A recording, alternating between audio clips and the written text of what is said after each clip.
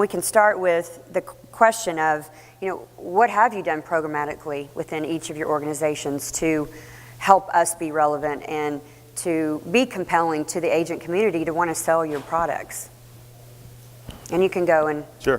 Whatever order you want. So I'll start with that. So I think one of the things, I heard you say agency, but I also heard you say MSP. And so one of the things that I find is interesting about Intermedia is that we have several different go-to-market models. And so we actually sell in a traditional, more agency, or we call it advisor model, but we also have a long history of providing what we call a private label reseller model, where you can take it and resell it as your own brand. And so we give that flexibility to the partner community, because depending on where you're coming from or what your goals are, either one of the models could be good for you. So that's one of the things I find is really unique about us. From a partner perspective, we have this sort of what we call our 360-degree approach to supporting partners, and we actually have a platform. Our product is called Unite. It's a cloud-based UC platform, but we have this.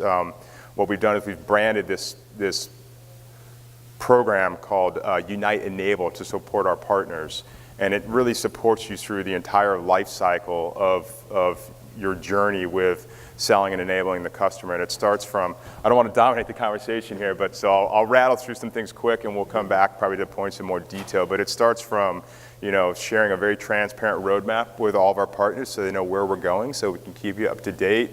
And then through the process of online educational programs, marketing, so we provide marketing materials for you, brandable marketing materials that you can use. We even build marketing campaigns you can use. And then when you get to the point of actually selling, we have tools you can use to quote, tools you can use to provision, and goes all the way through sort of the support, enable, billing process. If you're going to be an agent, we're going to do the telco billing and all for you. If you're going to be a reseller and want to private label it and bundle it in with your other services, which we see a lot of very successful managed service providers do, we'll handle all of the telco taxation and billing for you, which tends to be one of the larger barriers for people in getting into it. And so we're also really, so there's a lot of programmatic things in the product and online and technology, but we also have a large support from a personnel perspective, whether it's your dedicated partner rep, we have inside and outside partner reps to work with you, sales engineering team that works with you.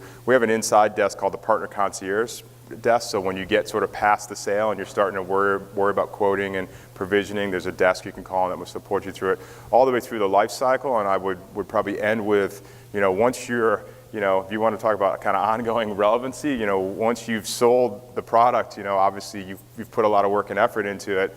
Well, you want to try to maintain as much profitability as you can, and we do that by, we have a highly available Five Nines network, and we have a support organization that's won J.D. Power's support award several years in a row. And so we do that, and the end result of that is extremely low churn and a very long customer lifetime value for our partners. Does everyone know the product portfolio of Intermedia? So maybe take a moment. Quickly, yeah. So appreciate that. Yes. So the product we should really talk about today is Unite, which is, again, it's our unified communications, cloud-based unified communications platform. And so it is a combination of a fully featured, business class, cloud-based hosted PBX, and it comes with, as part of it, we provide free phones for our customers, and it comes with pre-provisioned plug-and-play free hardware phones for the customer. We also have complete mobility solutions, so there's soft phones as a desktop application and soft phones that can go on your wireless device. That's kind of the core of the product, and what you find is the foot in the door for a lot of people is the business class PBX, but it is a full UC product, and so layered on top of that is chat, instant messaging, presence, screen sharing, video conferencing, online meetings, and a file document and sharing platform. And it's all integrated together in one nice seamless desktop. Okay, thank you. David? Yeah, what have we done? Yeah, good God. I don't know how to follow that. This is interesting. No, we actually built a program. So we've come into the channel for the first time. Office Depot, as you probably know, has never had a channel. We're a brick and mortar office supply chain. With the CompuCom acquisition and taking a lot of what they had on the enterprise, we've created bundles and packages targeted toward the SMB and mid-market. What are those? Those are true IT play services. In some ways, they will be somewhat competitive. In other ways, they can be very good augmentation type services. And I'll expand on that in a moment, not to dominate, but I will expand real quickly. No, expand Thank away. you. Expand away. You know, the one thing we do get is why is Office Depot here? So. Yeah. We have gone through a pretty significant business transformation. We're trying to figure out good ways to be more stickier and provide more value to the customers and to work with partners in what we would say a more relationship-based way. We have reach. We have 1,400 stores, 6,000 W-2 technicians that come via the CompuCom. You guys have the relationship. You're the trusted advisor. You're usually guiding them around technology. I would encourage you to guide them around all their business pieces. And so with Office Depot, you have the access to help them with back office stuff like HR, payroll, legal, website design, SEO, pay-per-click. With the CompuCom acquisition, you can provide true IT services on a national level. And then we're also looking at different ways, this is an investigating of different ways to engage channel and how we can actually provide those other core things like supplies, workspace design, signage, in ways that you can monetize, right? And so our key focus though is the managed IT as a service and then these bundles and packages. And when I say augment, how can you leverage our feet on the street that we have to be smart hands, to be out there to extend your reach? Maybe it's technical certifications. We have thousands of certifications on staff. Rather than walk away from deals that may be too big or too small or outside your region, monetize it, refer it over to us, become an agent that way. Interesting. Who knew? I'm actually impressed with that because, you know, when Janet Shines went over to Office Depot, I remember thinking, what? Why is she going there? You Yeah, know? we all were, I think. And then I started to read about the new, you know, regime and what you guys were doing, and I have to say, it's bold, it's a big bet, and it's awesome because you're not going to survive if you don't. That's right. Right? Might as well just go the way of Toys R Us. That's right. So God bless you. I wish you well, and we'll be a partner and we'll help you out. Thank you. There you All right, so Sixtera, my goal every single day is to educate and enable my partners to do better. What is it you guys are looking for? I think what I've been told is you want flexibility, you want responsiveness, you want accuracy, you want fair commissions, you want prompt payment, right? What I want to do is I want to give you all that, but I want to give you something more, which is a way to expand your business and take it in another direction. It's no secret to me why Ring Central and 8x8 and Intermedium here are selling like hotcakes with you guys. And the reason, well, with the channel partner, the telco community, I'm going to talk about the MSPs in a minute. Because that's your market. You sold telecom services, and that was a really easy way to continue that, to go on that continuum. And what I'm going to try to tell you is this world is changing.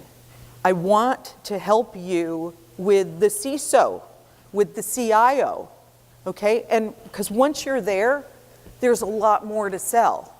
I love what you've done with these guys, okay, taking it there. But let's go, you know, there's only about 65 out of 4,000. There's only about 65 of you that know how to sell colo real well. What in the heck is that all about? It's the easiest thing I know. It's like buying a condo. Give me a break. It's easy. We do it all for you. We have the sales support. We got the technical guys. There's nothing for you to do except for introduce us to your customer. And it's a very rich program. If it's a referral or a resell, we do both. And then your MSPs. We've had good luck with MSPs because what you want, we offer from a product standpoint, the very stable and secure environment in which to run your business. Is it safe? Is it going to be up? Because if you're down, I'm losing money. And so we're a very good fit there. But where we're beginning to go, and this is what I want you guys to think about, is the security. Everybody's talking about security. Nobody knows how to sell it yet. There are very few. I'm going to say on my hand, I could name value-added resellers that really know how to sell security. There are MSPs that do much better. But let me just say that when you control the entire environment, you can learn about all of the products that you're supporting. It's not a democratic society where you're going to have 300 versions of everything like they do in these VARs. So I understand why it's harder. But what I want to tell you is, if you want your business to thrive and run, don't ignore me like you did in 2007 when I talked about the cloud. Please don't ignore me. Look what happened. Look at Avant. I always use them as an example because they leveraged the cloud, and look where they are now. They have built an enormous business. It's a great example. Take that little bit of a vision and say, you know what, I'm going to do that with security. Or I'm going to ask Tina to help me with Colo on Demand. Because, by the way, that's a disruptor. That's Netflix for Colo, right there. Okay, if you want to be involved with a disruptor and you want to have your business grow exponentially, I can help. So, on that note, I will stop talking. Thank you very much. Thank Was I talking longer than him? No, I think Okay, yes. good. No, That's all I care about. he was the longest so far. Just kidding. And I say that with all the love in my heart. Yeah. So does everyone have a good understanding now of what each of these companies do and how they're being led by these three people? I want to make sure before we go on, because I know I've left panels before and I'm like, because they can talk really high level, and then I'm like, what do they even do? I don't know. So I want to make sure you understand before we continue to move on. No questions? Y'all aren't very interactive. Are you awake? It's Anyone? early. One question. Okay, so I'm going to pick on someone, and you're going to have to tell me what each of these do. This guy right here in the middle in the plaid shirt. You were. Yeah, he's you're with he's him. immediately And disqualified. that's what I picked. So. Go to the next one. Yeah. I have a question. Okay, great.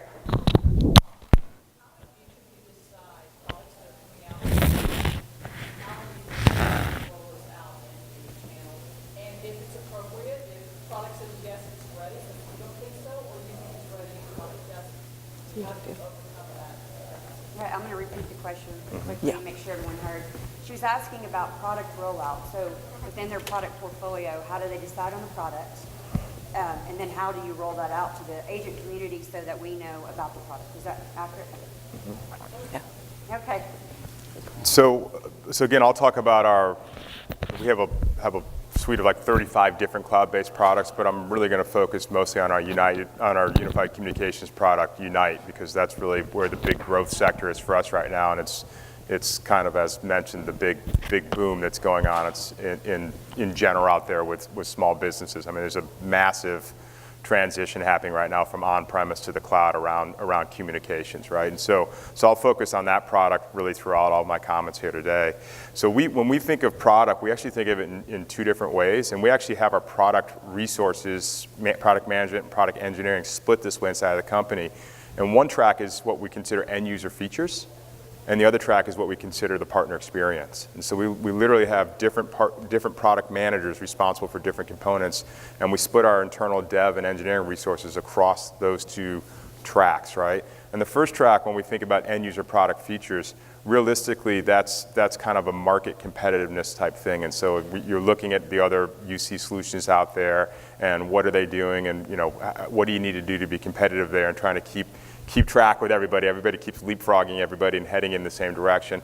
And of course, you get a lot of feedback from your customers around that. The second one, though, which is where we really focus a lot, and I think is part of what differentiates Intermediate Strategy, is really around that partner experience. And that's all about, again, like it's the platform I discussed before, but it's how do we make the product extremely easy to, past the upfront training education, extremely easy to quote, order, provision, support, bill, et cetera. And so we have a whole different roadmap there around that. And so we focus in those two areas.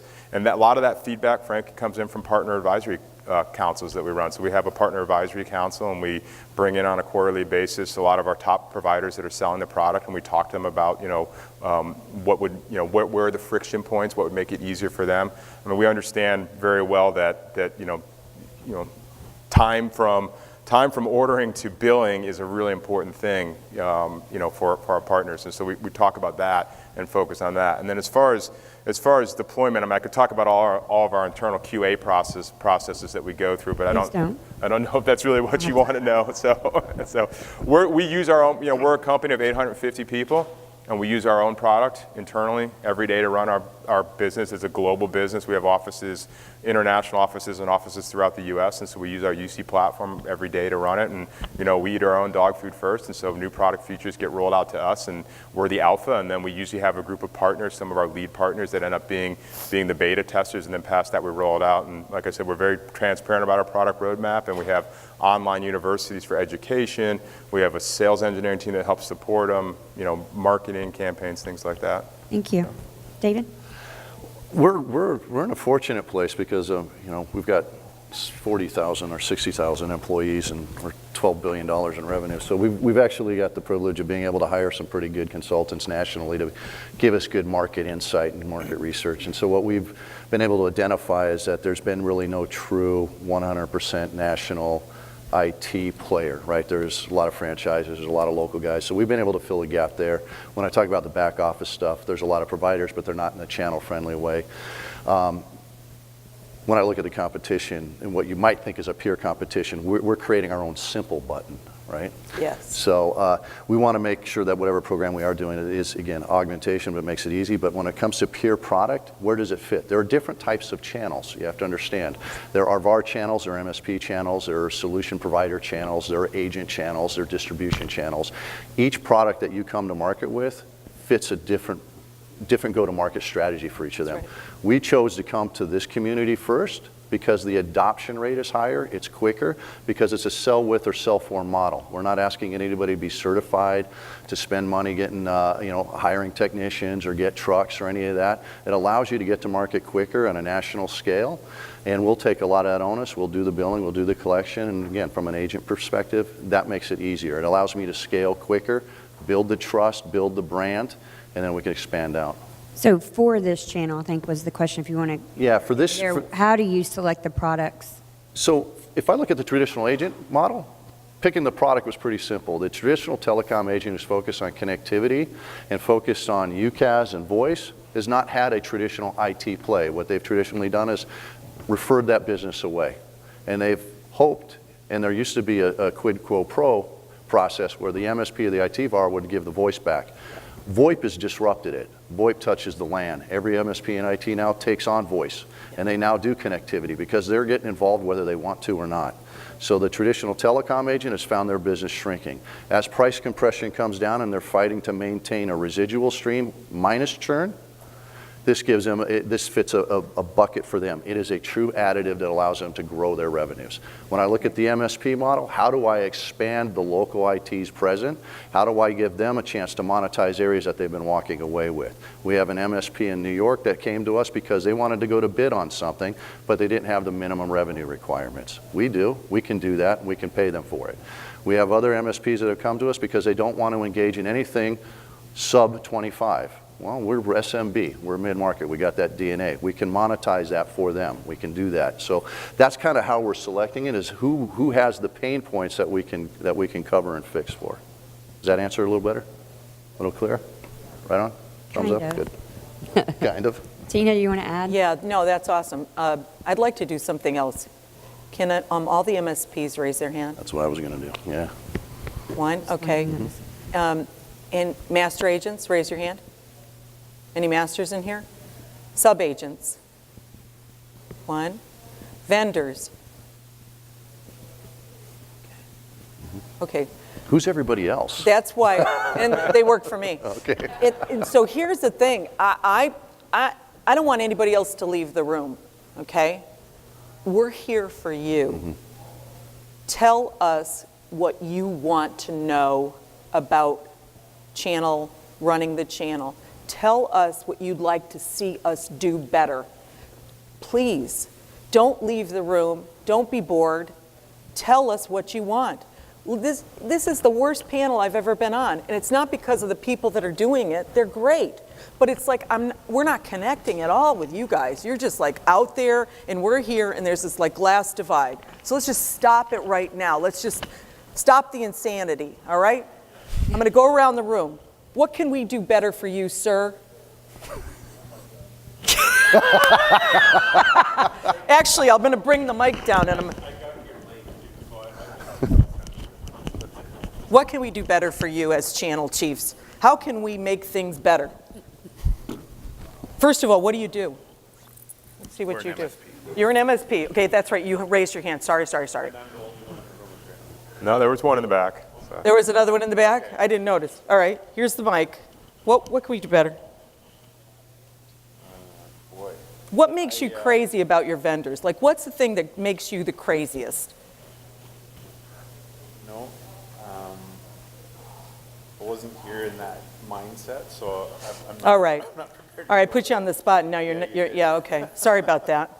I'm going to go one more here. Does someone want to raise their hand? On Yeah. What they can do better? All right, here we go. Here we go.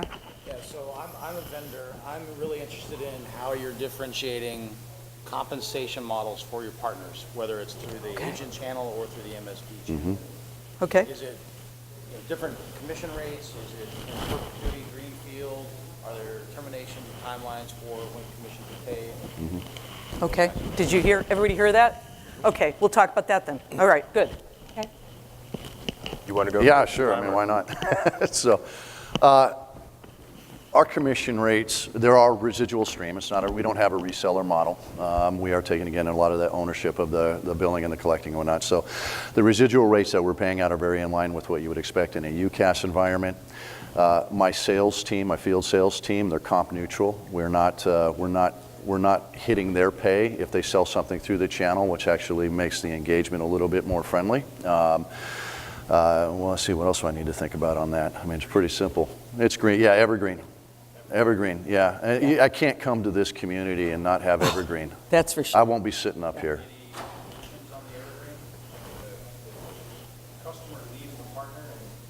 The customer, listen, the customer, there's a change of record process at the end of a term, not midterm. So if the customer is unhappy with something, they can file for something like that. We got a process for it, but that happens very rarely.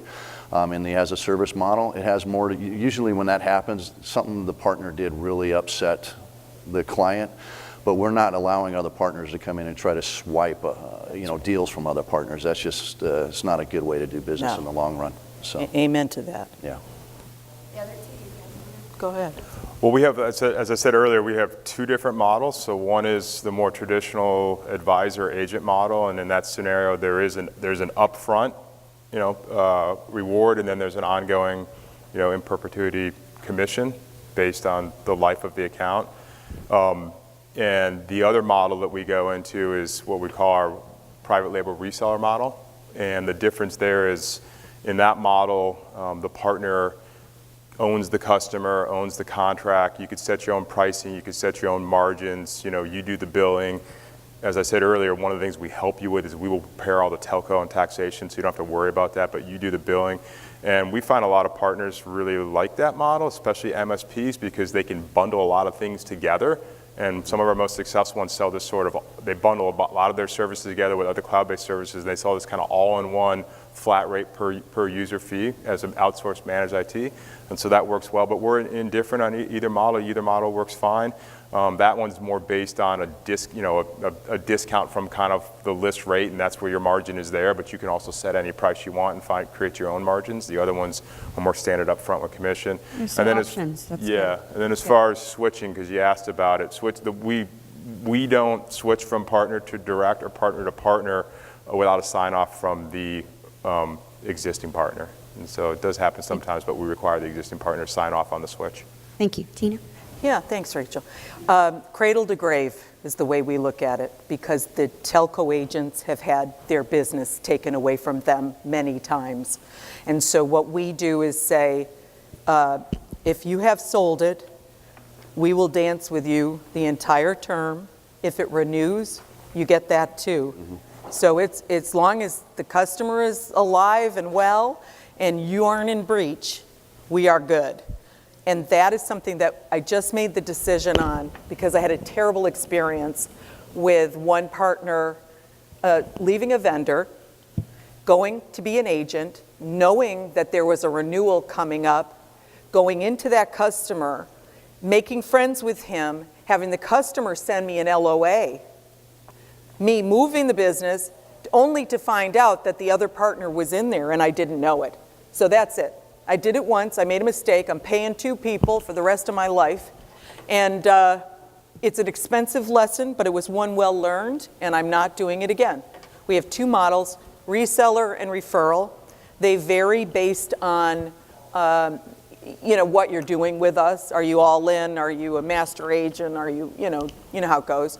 The reseller model is based on, you make your money on the margin with the discount, and the other is, and we have a couple of MSPs that we've worked with that have asked us to come up with reward programs, not so much resale or refer, because they're engineering us in, right? So when we add a customer, we ask them to register it, and then we give them a bounty for adding to their business. They also get a discount. They are, because they're going to keep buying. But we understand the customer acquisition of that, and we can also sell them other things. And see, and that's the real thing, right? If you get SAP in your data center, right, you're going to get all the other ancillary applications. It's just the way it goes. So it behooves me to pay that MSP that does SAP a little bit more in addition to his margin for customer acquisition. And it saves me money because we all know sales costs, right? So there you go. Thank you for your question. Yeah, thank you. So outside of compensation, education, sell with, sell to model, what are you doing that is disruptive and creates value for our community to be able to go out and sell to the CISO, the CIO, even the CEO, the C-levels? Well, I guess one way I'd look at it as far as creating value for the community is to at least understand what the opportunity is here for everybody. And so, there was a huge shift earlier on from premise-based to cloud, and it was primarily based at the application level, and things like email were the first workload to move. And so what I want people to understand, if you don't already or haven't seen it already, is that there's a gigantic movement happening right now from on-premise communication, PBXs, moving up to the cloud. And it's I think in the SOHO market, it's about already maybe 50% has shifted, but if you move up market just a little bit from kind of, 1 to 99, only 25%. If you get above that, kind of 100 to 500, maybe 9%. And so there's a huge opportunity there. And so the product we've done really enables you to go out in any one of these models with full support from us. And again, I could spend a lot of time talking about all the things we do, but it enables you to go out and take advantage of that. And I would encourage you that you're already in there and you're already selling services. And the nice thing about these services I think the audience knows there's the opportunity. That's why, we're in this industry. Yeah. But what are you doing that's different than these two or the others that's going to enable that within this community? Well, we're selling kind of different products for one thing. So it's completely different products that we're selling. So yeah, so that could be one. Well, that's what I'm saying. We're selling completely different products, and the opportunity I'm talking about is the unified communications movement to the cloud. I mean, this is a huge wave right now that you could hop on the back of, and my point I'm trying to get to is if you're not taking advantage of it right now, you should, and it's a product that applies enterprise-wise. Every employee inside of any enterprise that you're supporting today needs a phone, needs communication services, and so that would be my answer. We've built a product to allow you to hop on this wave and take advantage of it. And as I said before, about half of our product management and engineering resources and dev resources are focused on the partner experience and making it easy for you to do that. Okay. If I get down another level, though, I think it's going to bore people because it's into things like network testing tools we've built, monitoring capabilities, all the things to make you successful. Right. But I think that's a long conversation. Okay. So. Thank you. Well, our program is still relatively new, so we've come out in a very simplistic fashion, but I can tell you from an evolving standpoint, consider this, we have 1,400 stores, and if we can tie that into the ecosystem, I think it'll be very disruptive. Yes. So this is something that we can bring to the channel that nobody else has, right? And so how is it beneficial? We can talk about the core stuff, but let's talk about how we're changing the footprint of our stores. In Los Gatos, we just revamped one of them and took the front half of it and made shared office suite. Oh, wow. Right?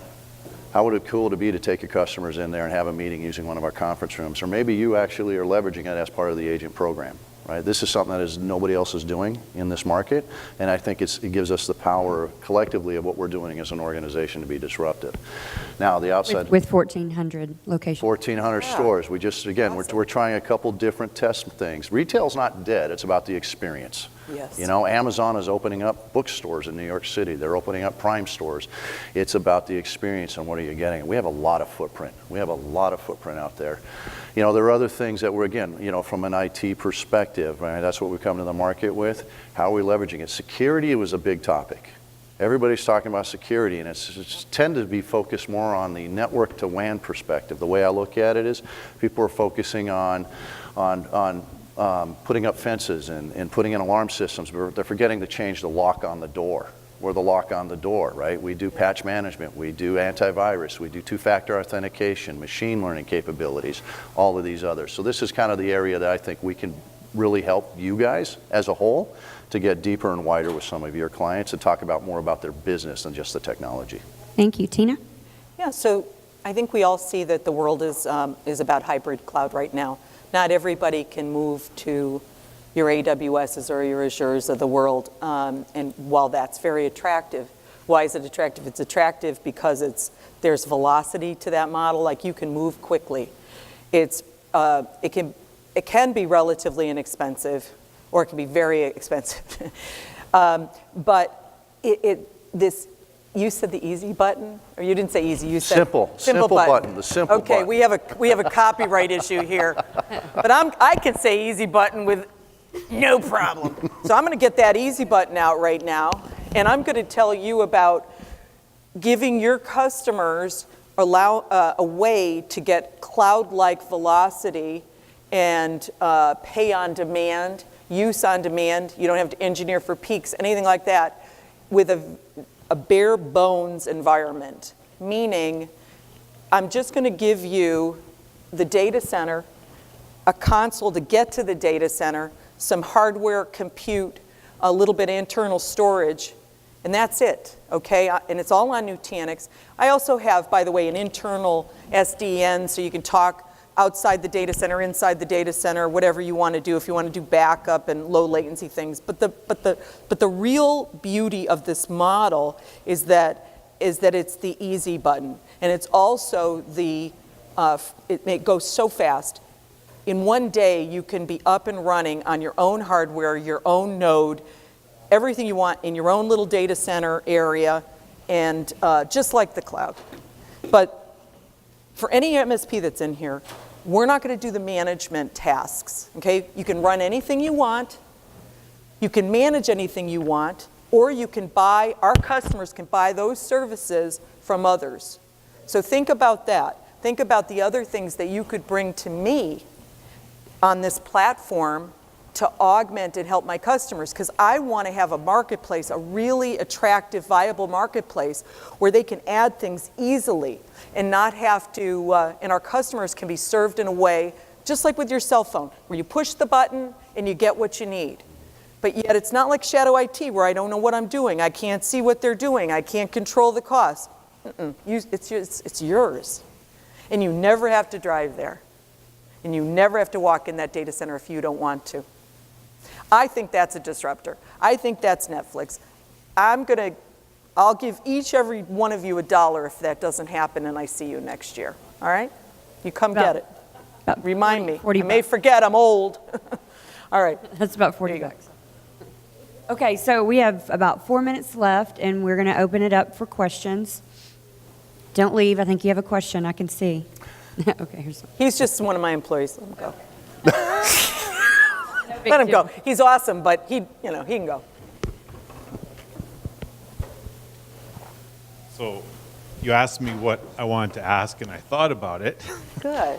So the one thing that always sticks out for me, and it's been a problem forever, is trust. And as an MSP, we have to have a lot of trust in our vendors that we work with. And I don't like calling our vendors vendors, they're partners. Yeah. And we're opening our client base to our partners, and we need to be able to trust that you're not going to steal our customers, number one. Right. That's pretty basic, and I can Right. think of some out there that do. Yeah. And I also need to be able to trust that when there are problems, you're going to be there to support us, and you're going to be supporting our customers. If that isn't there, and I can't trust you guys, I will not do business with you. period. So I'm wondering, what are you guys doing to build trust? That's what I'd like to know. That's a great question. It was worth the wait. You know, trust is a big thing. We've got all these stores and millions of customers already, right? That some would argue there are customers too, but I think that's besides the point. It's partnership, to your point. And I would say from a channel perspective, our CEO came from Lenovo and Dell. It's in his DNA to work with indirect channels, and he understands the value of it. Janet Shines was recruited over, SMB channel chief from Verizon, understands this channel and the trust that you have to build with it. Who then recruited myself and Heather Tenuto. Heather was the channel chief at ShoreTel, and I'm a prior channel chief. We have 3 channel chiefs on our staff in the channel. So that just establishes the fact that we understand the community and the pains. It doesn't establish trust. So trust for us is really, it's about how we engage in, yeah, you have the relationship, we have reach, how do we extend, how do we work together? We take in our channel, in a sell with, sell for approach, we take your lead. We want you involved. You're the one that's going to be teeing up the conversations. You're the one that's going to be working to help us get to the paper. You're the one that's going to be there taking the calls from your clients, because even though we have a call center, they're still going to call you, right? But you have to have a number that you can call. You have to have resources that are supporting you to continue to provide the value that you bring them. We need to keep you educated so that you can come to them with other things, and to, you know, whether it's other certified things that we have, certification things that we have, or what it may be. Our call center is 24/7 live answer support in the U.S. That's important. We don't want somebody to call us, be represented from somewhere else that they don't understand and make you look bad. But a lot of it has to do with programs. Am I going to steal a customer? No. I need repeat business based upon the relationships you have. I steal a customer in this community, Oh, yeah. everybody knows. game. And again, I'm not sitting up here, right? Right. So the trust, part of that is faith, right? Right. But it's a lot of communication that has to go both ways in a true partnership. Yes. So. And we probably have about 2 more minutes. Do we have another question? By the way, true trust is only going to come with time, right? So, I mean, we have to work together in little bits and grow it, and it always seems to go well that way. And everything I learned about working with you guys, I learned when I was 5, right? You don't lie, you don't cheat, you don't take somebody else's paper, you don't, you know, come on. We have to treat you like you want to be treated, right? So earlier you asked, what are the kind of things that drive us nuts about working with partners? Do all of you have direct sales forces also? How do you train your direct sales force? How long is that training? Well, Office Depot has a lot of direct sales. I mean, you can look at sales associates out of the stores and consider them direct. What we do is we've actually taken a lot of what we have on the CompuCom side and build out a field sales team. We don't call them a direct team, we call them a field sales team. They work closely hand in hand with my channel managers, and anything that shows a lead interest based upon the IT, the Managed IT as a Service product, all of that, whether it's done through the store, whether it's done online, or whether it's done any other ways, comes to that same field sales team so that we can help eliminate some of the conflict that is probably going to be inherent in the size organization that we have. But we're also spending a lot of effort in working with that field sales team, letting them really get the inside view of how this channel works, right? We spend a lot of time on the education. To give you an idea, my CAMs are more focused on the business development elements, and we make introductions of our sub-agents directly to that sales rep so that they can form micro relationships and establish a trust there as well. This allows my field sales teams to identify opportunities that might be coming elsewhere to maybe pair up with some of the partners that they're working with in those sales motions. So to answer the question about what drives a lot of partners nuts is we commonly always hear, just introduce us. You can stay stupid. We'll do all the work for you. Yeah, no, I know you don't want to. So what I want to kind of pose to you guys is if you invested the same kind of education and training that you do internally and do that for the partner community, then our comfort level, not only working with you from a trust factor, but truly, lowering your cost of sale will go down, and you'll have a much more committed relationship instead of just saying, we just want you for your relationship. So that's, just kind of some food for thought. The best agents we work with take an interest in getting trained. Here's the blocker. In order to train you, if you're a sub-agent, I have to pay a lot of money to the master. which I don't mind doing if I have the business to show for it, but I'm a new vendor. I'm just like him, I have a new program. So I'm in a little bit of a catch-22. I want to offer you all the training in the world. So instead, I'm doing a completely 100% integrated model, so you always have a direct person with you, and hopefully you're going to learn that way. But tell your masters, hey guys, we have disruptive technology. Maybe don't charge them so much. I want to learn. Okay? Well, we're at the end of this roundtable. Thank you all for being prepared and answering all the questions, and thank you for attending. Yay, Rachel!